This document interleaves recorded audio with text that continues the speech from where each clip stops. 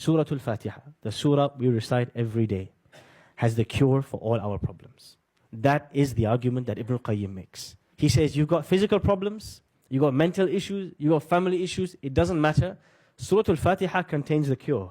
Believe it or not. If only you understood it well, and if only you were able to implement it in depth. How on earth is 7 verses going to fix the problems of humanity? You might ask and you might wonder. Ibn Qayyim starts by explaining that Surah Al-Fatiha begins with 4 names of Allah. And he says that all the names of Allah can come under these 4. Who can tell me the 4 names of Allah in Surah Al-Fatiha? So Allah, Ar-Rabb, Ar-Rahman, Al-Malik, or Al-Malik. These 4 names is a summary of who Allah is.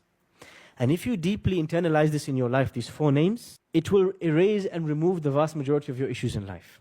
The first name, Allah, makes us realize that the only one we should be turning to and worshipping and devoting our time and attention to and looking to please is not people, it's not career progression, it's not this, it's not that, it's not money. It is the one who created and fashioned us and the one who will return to. Allah's name, Ar-Rahman, gives meaning to every difficulty you ever face in your life. Because you realize the one who put you in the difficulty, the one who gave you cancer, the one who gave you financial issue, the one who made you lose sleep, he loves you more than your mother loves you. It completely changes the meaning of the difficulty that you went through. Rabb reminds you that just as a farmer plants a seed and pours water on the seed, and the sunlight and the greenhouse nurtures the seed so that it grows to its full potential, Allah, every moment of your life, was looking after you and watching your back. Al-Malik or Al-Malik reminds you that no matter what you possess in this world, it doesn't belong to you, it belongs to Allah. These 4 names of Allah, if one truly internalizes them, Ibn Qayyim says, this will rid you and remove from you the vast majority of pain you feel in your life. The fact that you still feel the level of pain that you feel means you haven't internalized them yet. Go back to them and revisit them again. He then says, إِيَّاكَ نَعْبُدُ and إِيَّاكَ نَسْتَعِينُ. It is only you we worship and only you we ask for help. That this line summarizes the entire Quran. And this line is the statement that every prophet was sent to bring people towards and call them towards. He says that إِيَّاكَ نَعْبُدُ and إِيَّاكَ نَسْتَعِينُ removes all spiritual illnesses from your heart. Whether it's arrogance, whether it's envy, whether it's anger, whether it's ego. He said everything can be removed by internalizing إِيَّاكَ نَعْبُدُ وَإِيَّاكَ نَسْتَعِينُ. How is that possible? He says, half of all the spiritual diseases that you can imagine, all the amrad al-qulub that you can imagine, can be removed by إِيَّاكَ نَعْبُدُ. By realizing it is only Allah that I worship, I devote my time to, I devote my attention to. Only He can reward me, only He can give me, only He can take from me. Because the vast majority of people put their trust and their hopes and their anger and their investment in people, in outcomes, in wealth, in things. But إِيَّاكَ نَعْبُدُ means you're fully invested only in Allah and you're expecting everything only from Him and you see nothing but His actions, nothing else. إِيَّاكَ نَعْبُدُ removes from you the most dangerous of all diseases of the heart. Who can tell me what is the most dangerous, the most lethal of all the diseases of the heart? Ar-Riya is the desire to be seen by people instead of being seen by Allah. For me to stand up and pray, but to pray because I want Fulan to watch me pray. For me to give sadaqah because Fulan is watching me. For me to be addicted to the eyes of the people. This is the greatest of all diseases because this takes you.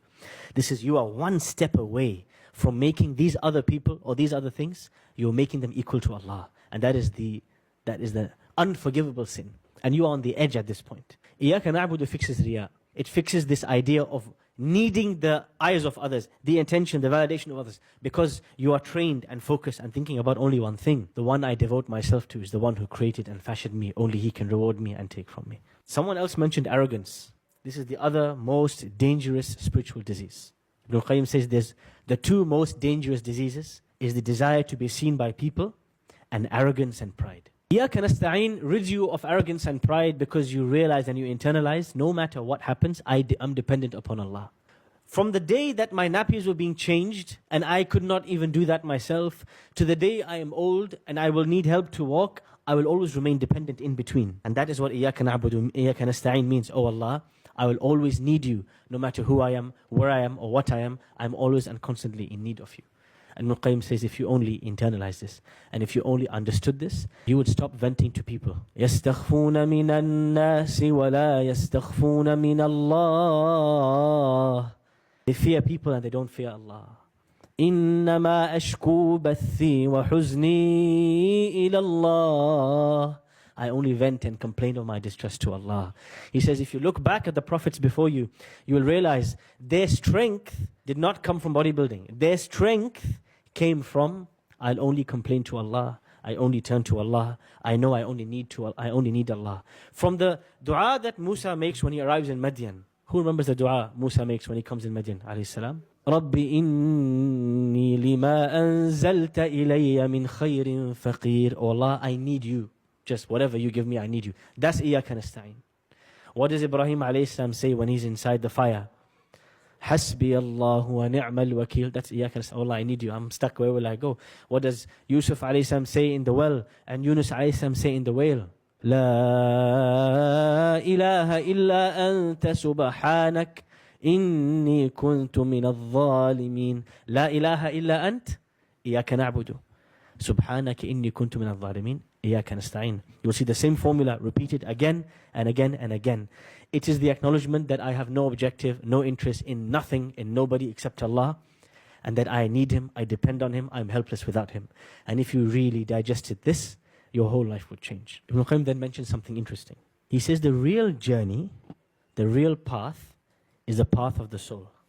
From the day Allah created the soul and announced, am I not your Lord, until the day the soul will return to Allah. The real journey is the journey of the soul. However, the journey of the soul can feel very lonely, because the vast majority of people are not living the life of the soul, they are living the life of the body. The vast majority of people are eating, sleeping, reproducing, akramakumullah, defecating.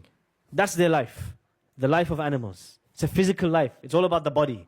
There's no acknowledgement, no approach, no attempt to fulfill anything greater, anything deeper than that. Ibn Qayyim rahimahullah, when he talks about this, he says, the vast majority of people are living the life of animals. And so sometimes when you're trying to feed the soul, you feel very lonely. I'll give you an example. One day you meet up with a bunch of your friends. You're in your late 20s, you're in your 30s. Your friends have progressed in their careers. One's talking about buying a house, the other one's talking about cryptocurrency, third one's talking about the football match they watched last week, the fourth one's talking about the movie that they want to watch on the weekend. Everyone is obsessed with some worldly desire they want to fulfill, or some kind of progression they've been sold is a kind of progression, and you're sat there thinking, I don't have a house, I don't have a car, I haven't progressed materially, I don't have a fancy this or a fancy that, but I just finished Surah Al-Ahqaf last week, and these guys don't know the buzz that gives me. You feel alone. Because you're on a different journey. You are on a very different journey, the journey of the soul. And this is why Ibn Qayyim says, when Allah says, اهدنا الصراط المستقيم.